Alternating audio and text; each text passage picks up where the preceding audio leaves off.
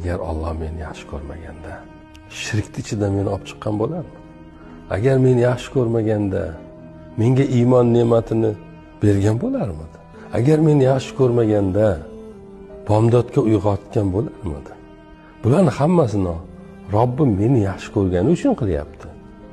Seni ham yaxshi ko'rganda, seni ham bomdodga uyg'otgan bo'lardi. Ya'ni bu hayotimdagi buncha narsa, qo'limda duoga ochayotganim, joy namoz ustiga kelayotganim, bilmadim, buncha yaxshilik Alloh meni yaxshi ko'rgani uchun. Men uni tanimasdimki.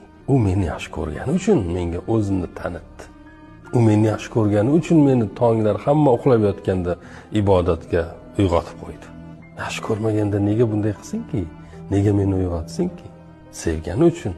Bu qulim yaxshilarim qatorida bo'lsin, g'aflatda bo'lmasin degani uchundir buni hammasi, dedi.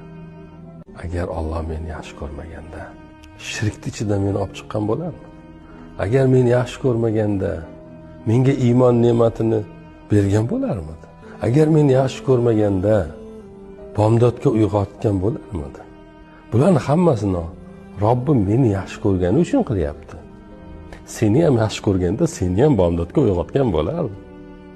Ya'ni bu hayotimdagi buncha narsa, qo'limda duoga ochayotganim, joy namoz ustiga kelayotganim, bilmadim, buncha yaxshilik Alloh meni yaxshi ko'rgani uchun. Men uni tanimasdimki. U meni yaxshi ko'rgani uchun menga o'zini tanitdi.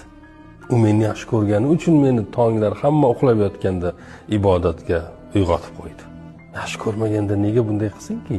Nega meni uyg'otsinki? Sevgani uchun. Bu qulim yaxshilarim qatorida bo'lsin, g'aflatda bo'lmasin degani uchundir buni hammasi.